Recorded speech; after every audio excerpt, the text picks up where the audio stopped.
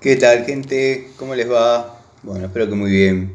Video cortito de Siciliano en su taller, acá armando accesorios de baño. Vine en carácter de electricista, pero bueno, me encomendaron la tarea de instalar, colocar estos accesorios, toallero, jabonera, el portacepillo de dientes, pero quería destacar, como digo siempre, la importancia de tener llaves Allen chiquitas dentro de la caja de herramientas, dado que, bueno, para esta clase de prisioneritos, eh, bueno, prácticamente no hay otra manera de hacerlo en forma prolija, ¿no?